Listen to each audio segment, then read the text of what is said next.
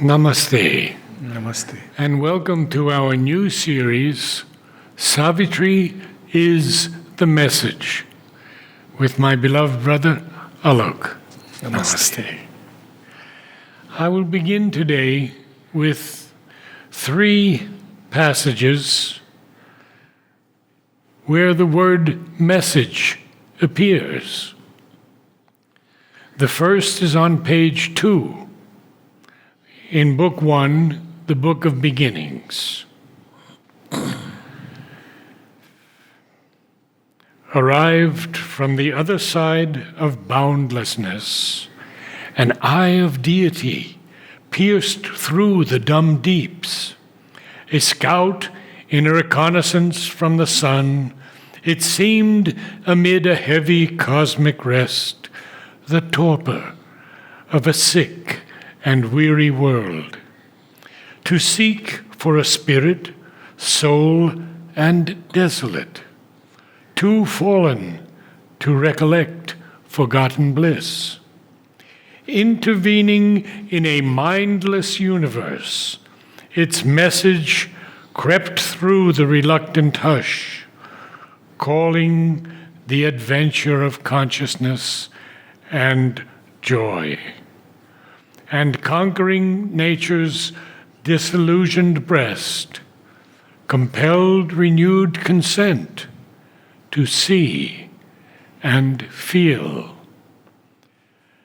Now, on page 4, we have another instance where the word message is found. And I have to find it. A message from the unknown immortal light, ablaze upon creation's quivering edge, dawn built her aura of magnificent hues and buried its seed of grandeur in the hours. And now the last one. As when a soul draws near the sill of birth, adjoining mortal time to timelessness, a spark of deity lost in matter's crypt, its luster vanishes in the inconscient plains. That transitory glow of magic fire, so now dissolved in bright, accustomed air, the message ceased, and waned the messenger. As you were reading, I remembered one of the lines, revelatory statements by the mother. She says, Sri Aurobindo's comes to give us the message of a luminous future. Yes.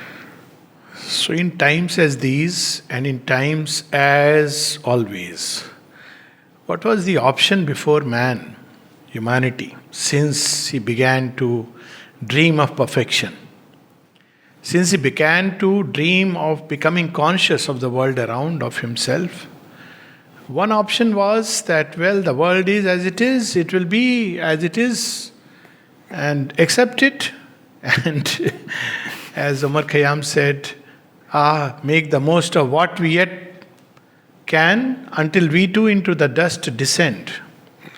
Dust under dust, unto dust to lie, sans wine, sans singer, sans song, sans end. And in the Bible, Yeah. ashes to ashes and dust to dust. So this is a very pessimistic thought. Very.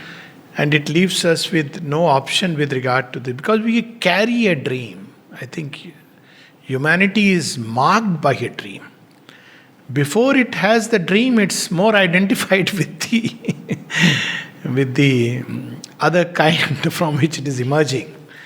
But man's advent is marked by a dream because he's meant to realize them. He is the bridge through which the dreams of the unseen, of the unknown, have to be realized upon us. So we are born with a dream. That's what marks us. We may not know the path or didn't know the path, Yes. but dream marks a man. So the first option was, as I said, no option. The second option was that, okay, this world will be what it is, but there is a spiritual path. Now, all eyes, what is the spiritual? Come out of this world, escape into a nirvana, Yes. into mukti, into salvation, into a beyond.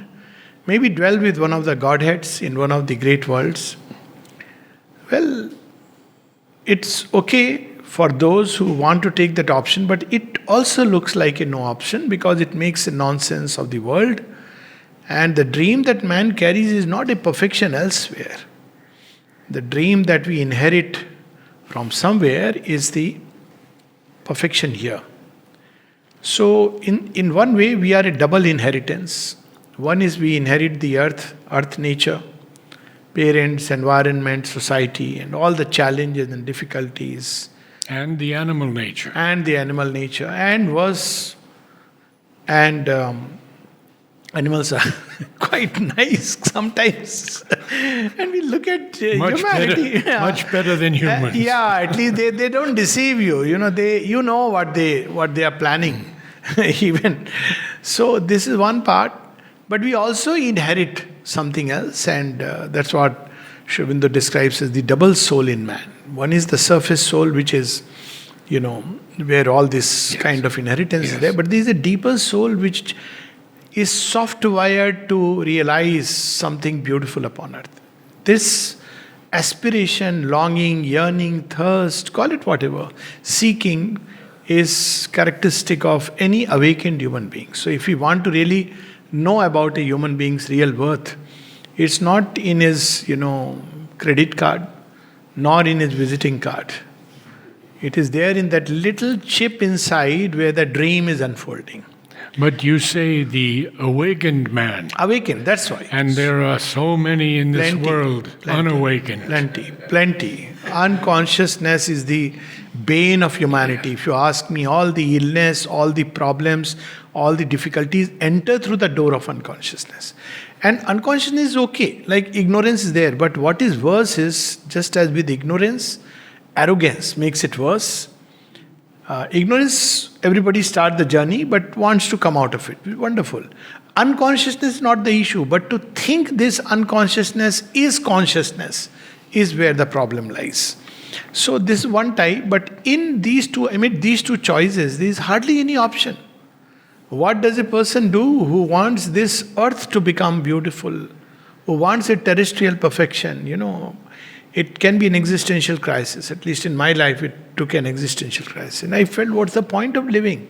Either which way. Both are like, this is limited, that is selfish. So it makes a nonsense of either way.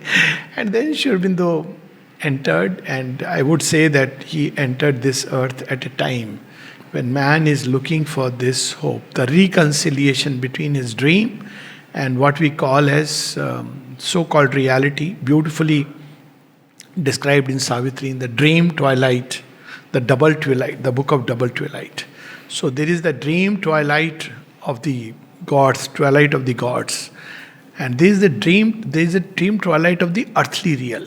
Yes. These dreams, the moment they come on earth, they crash. And we give up too soon, saying that, well, they crash because it's just impossible, it's a dream world. So we start leading a double life, a world of dreams, fantasies, imaginations.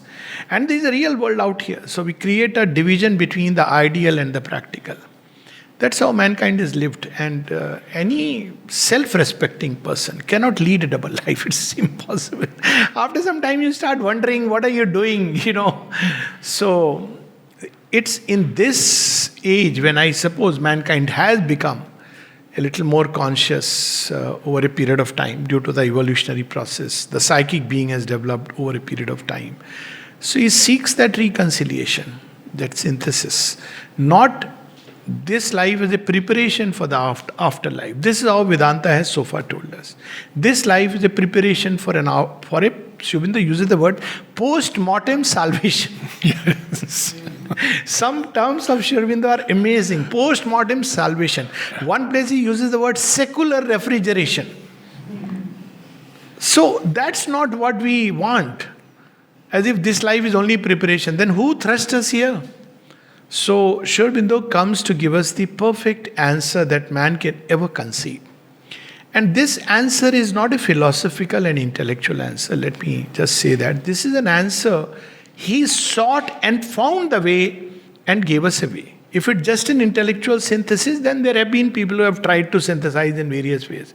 But we want to realize it. Dream must be realized. It's not enough to just know a new conception. When New World is born, 29th February 1956, Mother says, it's not just the conception of a new world. Conception has been there. In Sri Aurobindo's poem, In the Moonlight, what John of Patmos saw, what Shelley dreamed, vision and vain imagination deemed. The city of delight, the age of gold, the city of delight. Now, this is not what we want, that, okay, there is a conception, that there is a wonderful world out there. But a conception here has two terms, two meanings. One is the idea, and one is the birth of something. Birth of something. We are speaking of the birth of something. So I remember once long back when I was reading House of the Spirit and the New Creation, just before we come to the lines. So somebody, usual, every religion has some idea of something which is beyond, which is perfect and beautiful. So the gentleman said, yes, it is there in religion. I said, wonderful. There is a place where there is no sorrow and suffering. I said, that is old story. Everybody knows about that. Whether you call it Vaikuntha or Kailash or Vrindavan, or you call it, Begumpura, or you call it, whatever word. Heaven, it doesn't matter. The problem is how to bring that here, which is what we see when Christ says that, bring the heaven down upon earth. And the cross being a symbol of that failed attempt. So what can really bring that here is the whole pursuit. And Sri Aurobindo gives us that clue. And that clue which, people ask, okay, fine, wonderful, supramental manifestation, all this. So what is the clue? What is the key? And the key is so simple that people don't... they don't want to believe in, because we are so used to progressing with struggle and pain that we want, no, it can't be so simple. Give us a more difficult and complicated key. That key is the mother.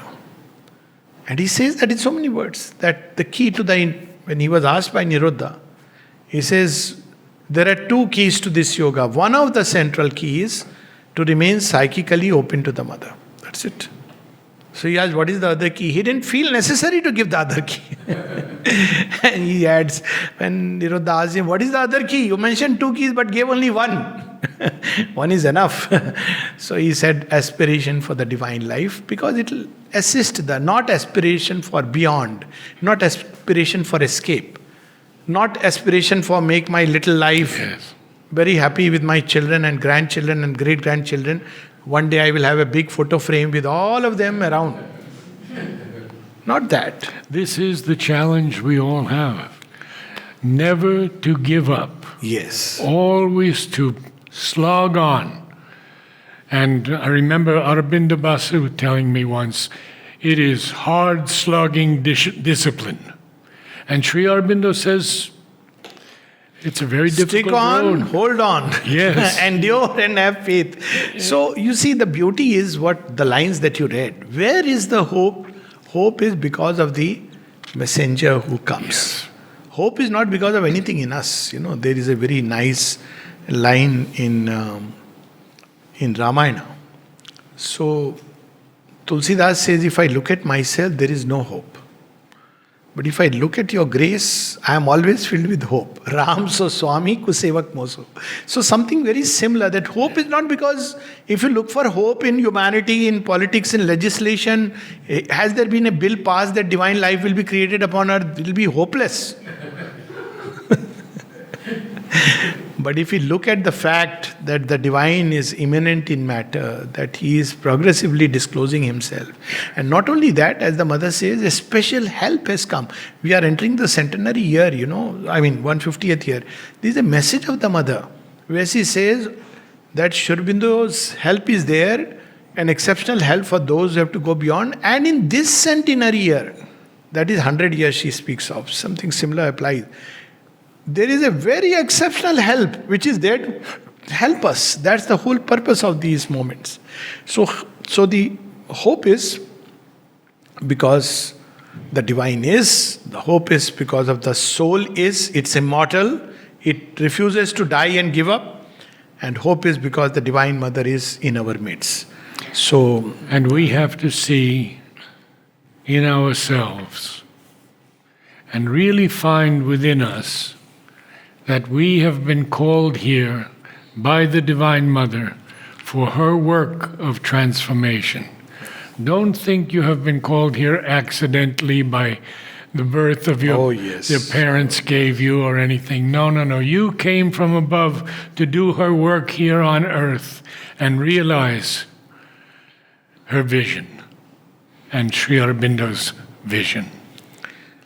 So, in these three passages which you read, one is the message which comes from beyond. A scout of from the recognize of the sun. So he comes and she gives in this weary and torpor world which is sick and weary and sick because of the long period of struggle and darkness, very tired, several attempts. If we really look at history, what attempts, what sacrifices human beings have made. And at the end of it, again, another pralay, or we go back to the dark ages, old ages. They seem to repeat, ever the centuries pass, as Sri Aurobindo himself puts it. Yes. The line of avatars, sages and seers. So if we look at from that point of view, it becomes sick and weary world, torpor of a sick and weary world. But there is the message which comes from above. The second passage, that yes, this is a message which has crept through the reluctant hush. Even when it is not willing, the message is there.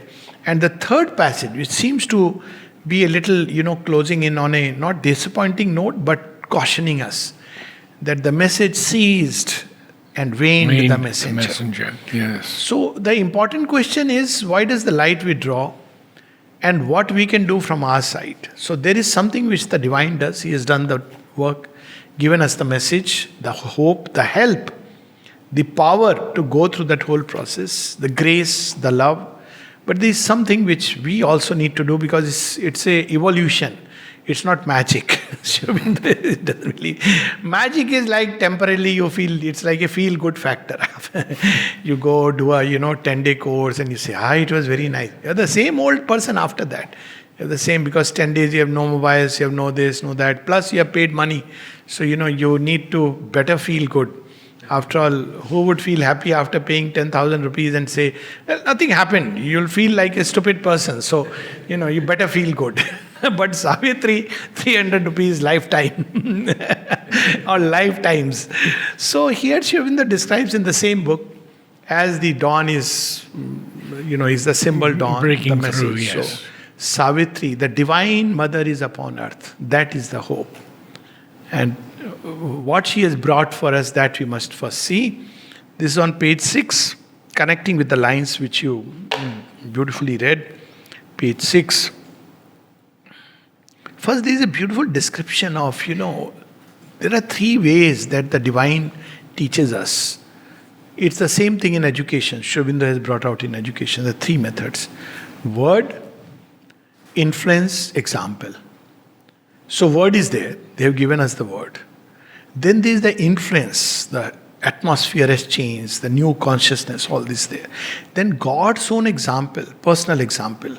And this has been for me at least, and I'm sure for many, a gold standard. If we really want the supramental or the new world, let me put it like that, to participate in the new creation. Because sometimes supramental can be a very egoistic thing. Oh, I want to become a supramental. In which case we very soon become both inframental and infradental. So, supramental is not like, I am supramental now. Supramental is... Sri Aurobindo says we shouldn't even talk about the word. Supramental means, thou who disdainest not the clod to be, nor even thou who disdainest not the worm to be, nor even the clod, therefore we know by that humility that thou art God. Supramental is divinized man. He has to be much more humble. So here we have on page 6 that Savitri wakes up just as the dawn comes. She wakes up. because the brilliant summoner. There are words Sri Aurobindo is used for so many things, which is a new terminology and which is totally gives a new dimension. A new vocabulary. Vocabulary, absolutely. Like, for instance, there is a term here used, brilliant summoner. You look for the meaning in dictionary, you won't find it. Brilliant is, okay, one can conjure maybe some human being coming and calling you who is all radiating with light. But here it is the sun. Every morning when we wake up, the sun summons us. And at the deeper level, it is the divine truth, the divine light asking us, wake up, renewed effort. And what happens is, and Savitri too awoke among these tribes. These tribes are, of course, well-known conception of ancient times, and they are relevant because they are the different approaches. In India, we use the word gotra, the different approaches through which, lines through which human beings evolve. So the word tribes originally, the lost tribe of Israel, and I've always understood tribe in this sense. There are different approaches, and some of them 12 or 14. That's how we can understand the lines through which human consciousness has evolved. So, and Savitri too awoke among these tribes that hastened to join the brilliant summoner's chant. How is he chanting? Of course, it's not about NASA's picture or sound of sun. The winds start and they chant, wake up. And lured by the beauty of the apparent ways, acclaimed their portion of ephemeral joy. This is the difference. What marks a person meant for the higher life is that one is no more drawn and attracted to the lesser little things, and so beautifully brings it, acclaimed their portion of ephemeral joy. There is a Hindi word for it, I'll just use it. It's called dihadi ki mazduri. We are like slaves who want every day, not slaves, servants who want every day, okay, give me a little joy today. What is my joy? When I come home, I'll have a nice cup of tea and pakoras and a comfortable bed. This is ephemeral joy. This is slavery, if one wants to look at it. But she doesn't do that. And that's what we should be. Akin to the eternity when she came, no part she took in this small happiness. What makes, like one of the words, even yesterday I was saying, it's so silly and foolish at the same time. Durga Puja. Now we are going through. And there was a message floating around. Durga Puja. Let us celebrate with festivities, sweets, and have fun together. Like Durga Puja, but be like Mahishasur. At least have some. If she really came with a trident in hand, oh, I have come to wake you and you're busy having fun? Okay. And then we say, oh, what is this divine, such a cruel fellow. He is just a spoil sport. He is not a spoil sport. He wants to take us to the real sport. Come, let us sport with him in Vrindavan. That's how. But these tribes are claiming this beauty of the apparent ways. Yes, that's what life is. Exactly. And here, but what is that? In her, a mighty stranger in the human field, the embodied guest within made no response. The call that wakes the leap of human mind. Why do we leap? When do you just... Sometimes people ask, there are very few people turning to Sri Aurobindo, so I say it's a good sign. Yes. I mean, call Shah Rukh Khan, or even, you'll get more TRPs if even his son takes gets then there'll be more TRPs on that. But say that today we are going to have a program on Sri Aurobindo. Oh, acha, who is Sri Aurobindo freedom fighter? That's okay. It's okay. That's a reflection on humanity, not on Sri Aurobindo. That is a reflection on humanity. The call that wakes the leap of human mind. It's checkered, eager motion of pursuit. That's what our life is. Checkered, eager motion of pursuit. We are eager, but checkered. We are going zigzag. It's fluttering, hued illusion of desire. Why does Sri Aurobindo say desire is an illusion? Well, it tries to get you something which eventually you don't get. It's like holding sunlight in the hollow of your hand. The moment you close it, it vanishes. That's with desire. As long as you are trying to get an object, You're all full of hope. I'll get it, I'll get it. Get it? Water is in your hand, close it, gone. But it's a fluttering you. Fluttering you. Oh, that water, look at it, so beautiful it looks on my palm. Close it. Gone. Wind, sunlight. Its fluttering hued illusion of desire visited her heart like a sweet alien note. Yes, desire is sweet. Yeah. But for her it was an alien note. This is not what she's come for. Time's message of brief light was not for her. So we have to decide whether we want this message. What is the message that the brief light gives us? It gives us it feeds our temporary, either I would say ephemeral hopes, Yes. little joys. Yes. If I get this, the message is I'll be We're easily satisfied with these things. yeah. But only sooner or later to realize that this is not what I was seeking. How long can we live with illusions, unless imprisoned in her there was the anguish of the God. This what we must embody. This idea that we are very content, life is wonderful. I have a lovely house, nice car. That means God has not yet looked, not yet passed this way. Jagannath Rath is still coming this side. The day it comes, it will say, give me what you have. Then if you have too many things, you'll wonder. By then the Rath will pass away. But what will be left after that is hollow in our heart.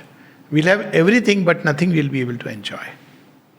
This is the irony and paradox of life. In her there was the anguish of the gods. What is the anguish of the God? They are ever laboring to create beauty, perfection, love, light upon earth. This is the anguish. They are not satisfied with halfway things. And they want to help us. And we don't accept it. Constantly. This is the whole thing, that they are not happy with, Yes. slipshod life, Yes. little pleasures purchased with some tinsels.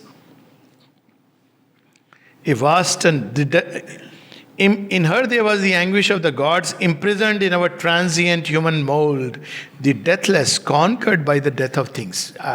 It's like apparently the divine comes into the cage, into the prison, so that he can break free and teach us how to break free. That's the story of Krishna. First he breaks free. Then he says, I'll make you break free.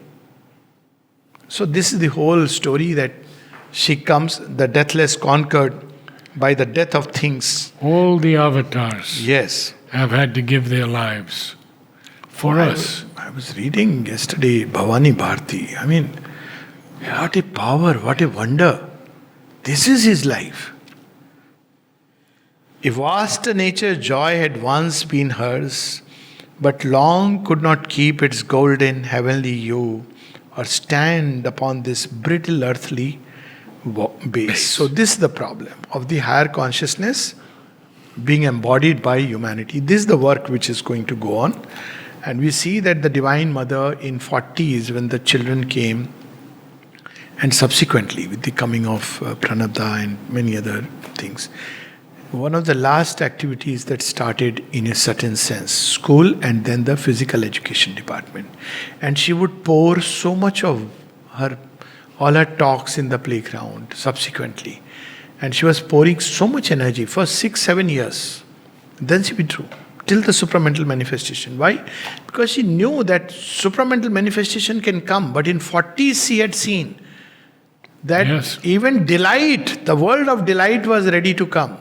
But man was not ready, and every time it came near, all the vital forces descended, First World War, Second World War, and then Sri Aurobindo had to descend into inconscient to sort it out. So man is not ready. Why? Because matter will break down. That's exactly the mystery of the 5th December 1950. Matter cannot take that tremendous power, so she starts preparing us to receive it. Of course, it doesn't mean that, okay, let's tomorrow start doing gym exercises, because Sri Aurobindo said there is another way to do it.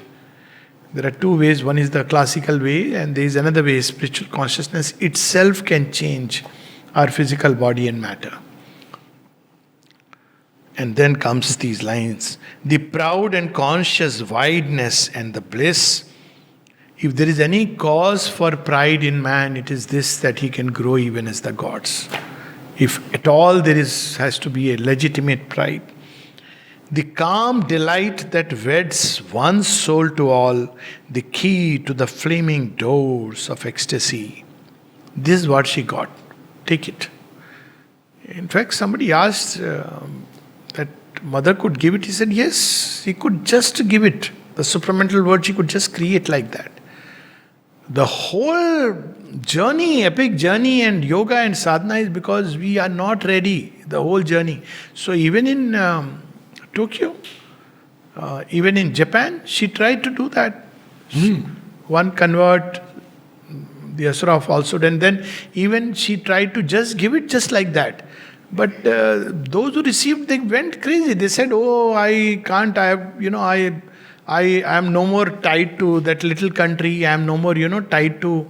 One felt completely growing stupid because there was the experience of the infinite in the finite. So it's not meant to create that. It's meant to create new brain cells to receive infinity and express it. So that's why the whole thing. It's not that the mother could not give directly. So that's the reason why the little ashram, the little plot, she would receive, and then she would give as much as we are ready to receive. And slowly prepare us to receive more and more and more. And now, of course, it's so much more easier. So that's why it's an evolutionary journey. And it's not that divine wants to take long. He doesn't want. But we are not ready. So we have to be prepared step by step. And that beautiful line, the divine guides, but he does not goad. Yeah. It will break down if he forces. So why it is so? Earth's grain that needs the sap of pleasure and tears rejected the undying rapture's bones. And often she would say for children that, children should be made to believe that life is beautiful, can be beautiful from beginning to end. This aspect that, why it has assumed the form of a struggle? Because we don't want. Of course, that beauty is not just, as we have seen, ephemeral joy. But it has assumed the form of struggle. It could just blossom like this, as he says in Savitri, but in man, a dim disturbing lives in man. In man, a dim disturbing something lives. It does not allow. It diverts the oracles of the gods. It takes us to the struggle and the pain. This all must conquer. Who would bring heaven here? Yes. This is the whole struggle. Yes. So earth rejects, offered to the daughter of infinity. What does it give? The Divine Mother comes to give us this. What do we give? Doubt. You look like us. Are you really the divine? Doubts. Can you really change us? We are the most obstinate, inveterate characters ever born on planet.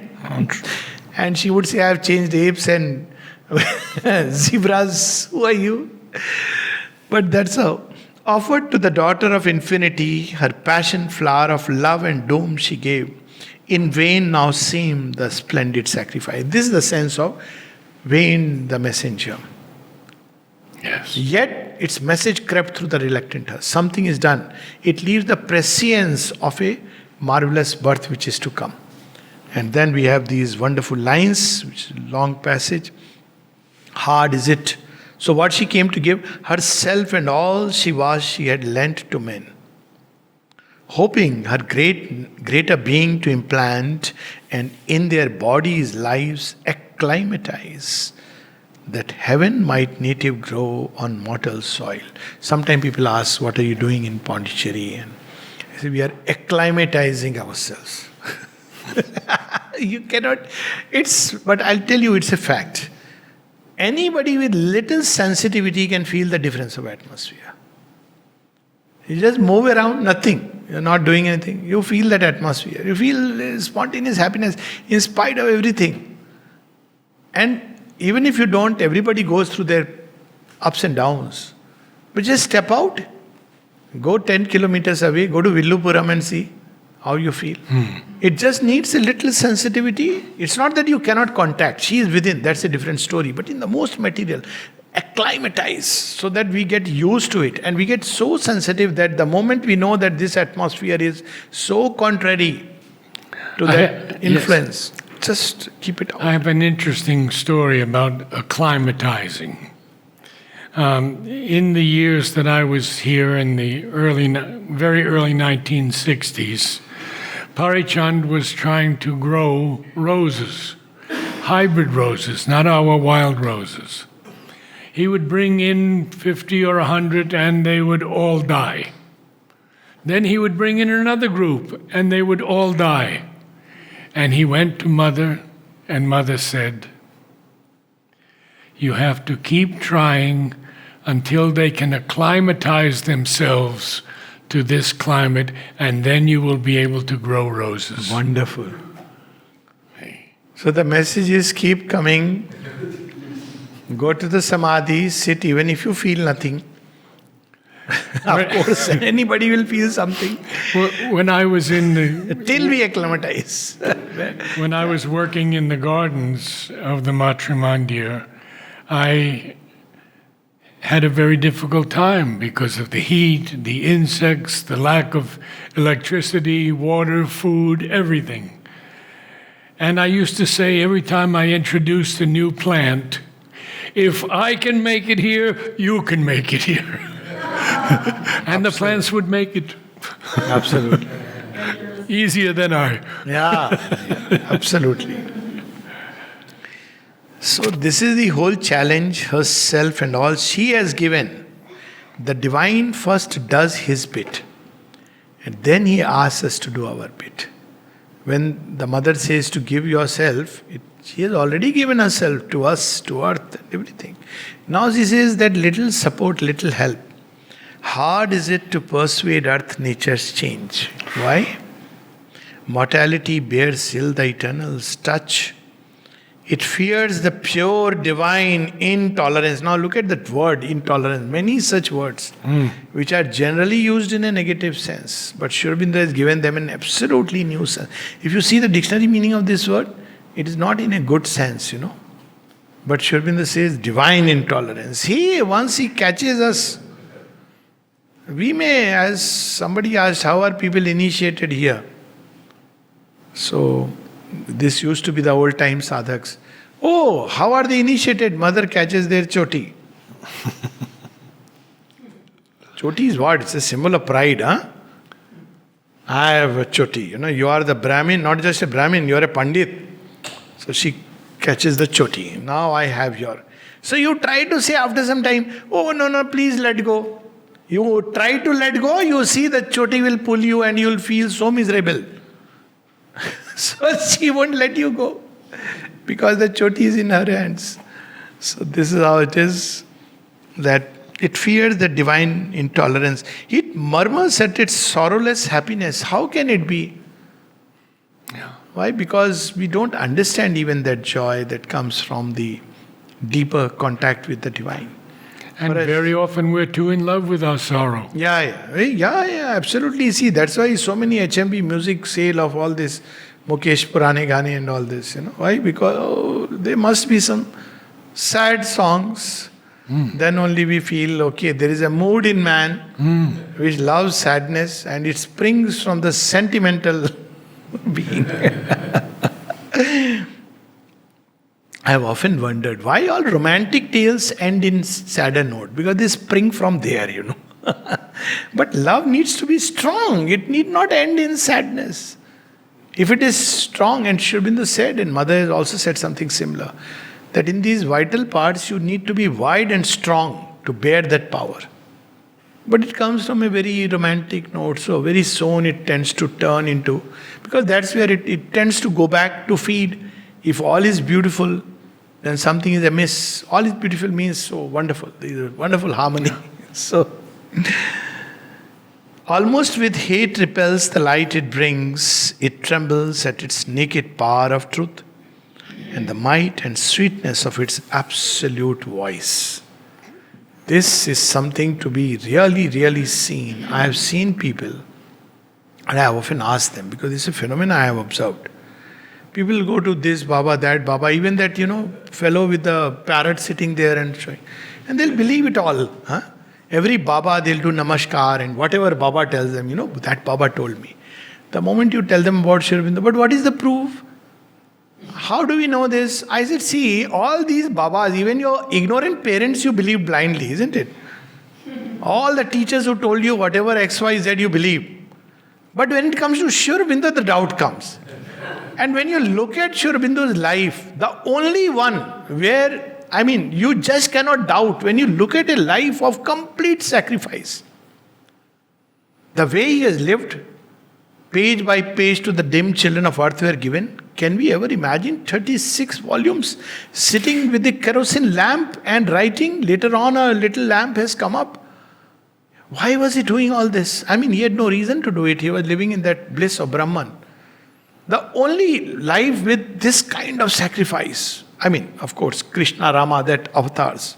But he gave all this in such, he's saying it. Mother spoke, I've met people. Mother spoke about the supermind, but how do we know it is true?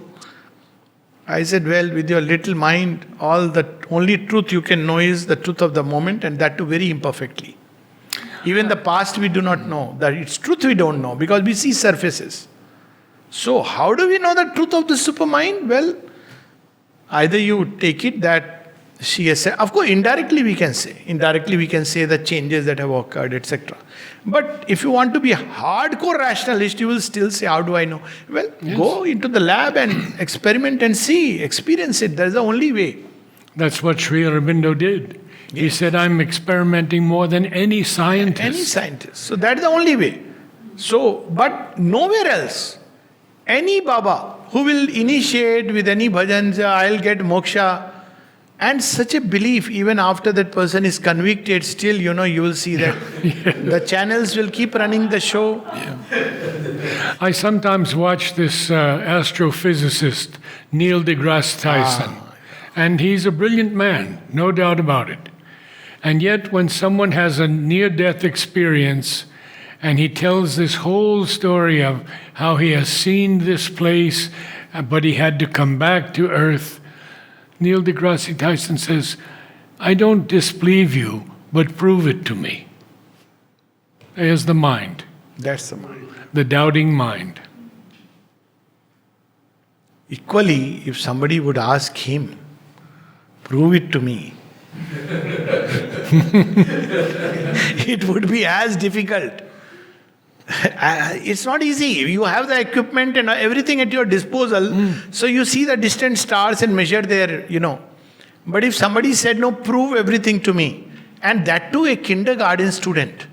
Imagine he says, I don't believe that, there are stars which have died and are giving light still. This is irrational. Or that the earth is round. This is even more irrational. Earth is flat. Of course it's flat. My everyday experience tells me. And who said that the earth moves? Trust my experience. The sun moves and not the earth. So if you really go by your own little... And what will the scientists say? Okay, I can show you experiments, but at least you have to be little grown up. Come to, class maybe 7, 8 when we can do this experiment. This is exactly what Sri Aurobindo says. Grow up a little. Find the soul. Then you will slowly begin to realize. He's not saying accept it as a belief. He's saying there is a way, a process and a path.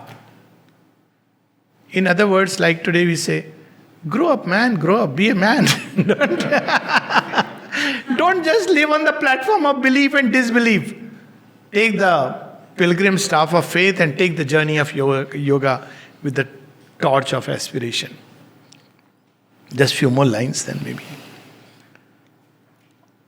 It trembles at its naked power of truth and the might and sweetness of its absolute voice, inflicting on the heights the abysm's law, it sullies with its mire heaven's messengers. Its thorns of fallen nature are the defense. It turns against the Savior hands of grace. What does the mother say? She says, there is the grace never withdraws from anyone, but there are many who withdraw from grace. Yes. Many who withdraw from grace. And finally, it meets the sons of God with death and pain. Their work betrayed, their sun thoughts fading, darkened by ignorant minds, turned into a religion and all that, or a philosophy. Their work betrayed, their good to evil turned, the cross their payment for the crown they gave. Only they leave behind a splendid name. This is what has been happening. And so, what does the divine do? He himself becomes the sacrificant. He becomes one with the earth. That let me do it. This is the final project. Arrived at that point where the Divine Mother and Sri Aurobindo, that's why they plunged into the inconscient and the darkness. They said, no, we have to do it. When Sri Aurobindo and the mother, when mother came finally and she says that she had this thought. Because for lives they have been, at this is not a new project. I mean, it's a project when the divine, Eko Ham Bhavishyami, may many become. What is not mentioned here is that, like me, many divines, divinities, that's why creation is. So she had this doubt, will it be this time? Is the world ready? And she says that Sri Aurobindo said, the world is not ready, it will never be ready, we have to make it ready. So they are now this time, this is a smart project. They are making the world ready, and all that is happening, these are mother's words. When she was asked, there is a prospect of Third World War, etc., etc. She said, leave it to the supreme wisdom. It is seen to it that all that is happening and yet will happen will be only to hasten the supramental manifestation upon earth. So we should live with this wonderful thought, and if we can give ourselves to it, then life is wonderful. But even to live with this thought, that the world is changing beyond our conception, but not according to our conception of what the change should be or would be. It is changing according to a divine conception, because the world is at once a conception and a birth of the divine. And perhaps changing more rapidly than we think. That's right. It can be disorienting. Yes. Because change is not according to our understanding. Our understanding is very limited. Oh, change means, yes, things should change if we have a government which is not corrupt, honest, everything is wonderful, and we are paid well, we have a lovely house, and this is our idea of change, which is hardly anything. So it is changing, but changing according to a divine providence, divine law, divine grace. What is given to us is to open more and more to this grace. And the rest is taken care of. The key is the mother. Namaste.